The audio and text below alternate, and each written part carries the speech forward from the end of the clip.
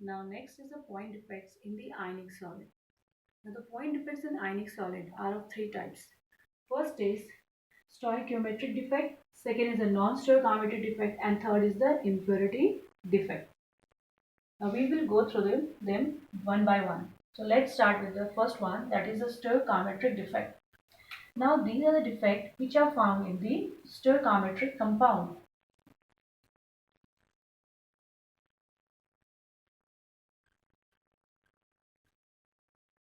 Now what are the stoichiometric compounds? Now these are the compounds, or we can say that the compounds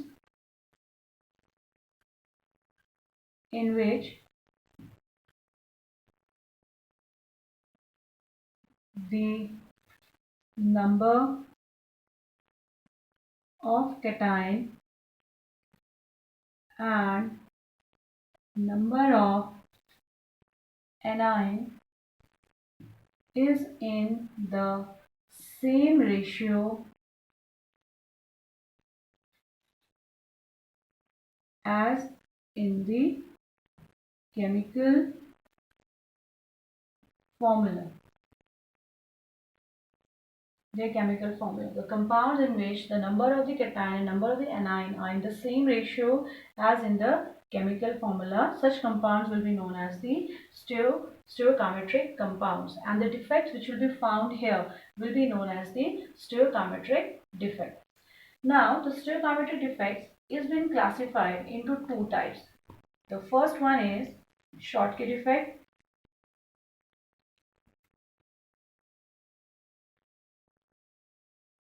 and the second one is the Frenkel defect.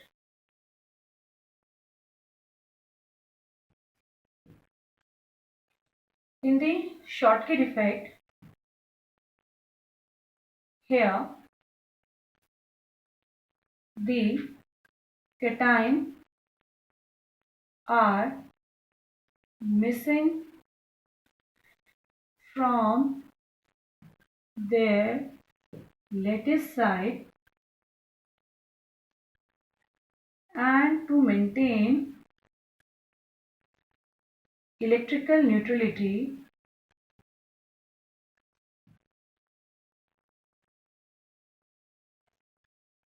equal number of anion will be also missing, right? So in the Schottky defect, the cations are missing from the lattice sites, and to maintain the electrical neutrality, equal number of anion will be also missing. Now let us consider this. It is here we have got the arrangement of the oppositely charged ion, right? Now if the cation is missing from here,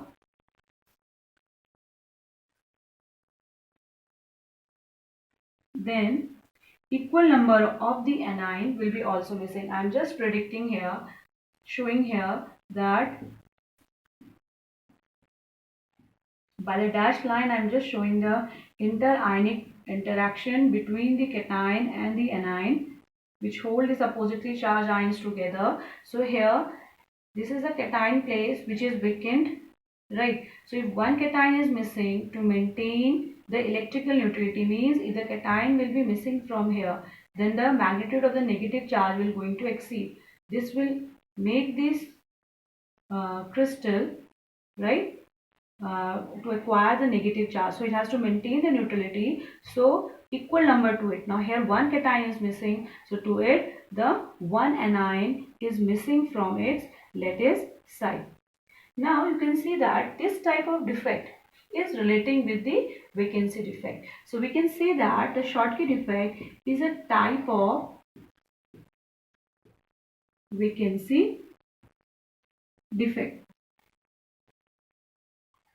right? Now what are going to be the condition here? That means which type of ionic solids will show the Schottky defect. Now the Schottky defect will be shown by those ionic compounds which have got high ordination number. Here we have got the examples mainly of the alkali metal halides, right? Along with that, we have got an exceptional example here of AgBr, silver bromide. Second one, the condition is that there should be the cation and anion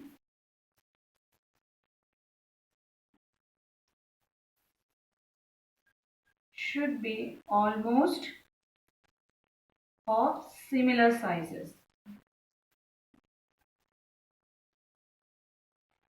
right? So the Schottky effect is shown by those ionic solid where we have got high coordination number and the cation and anion are almost of similar sizes, right? Now, what you think will be the consequence of it? Consequences of the Schottky defect.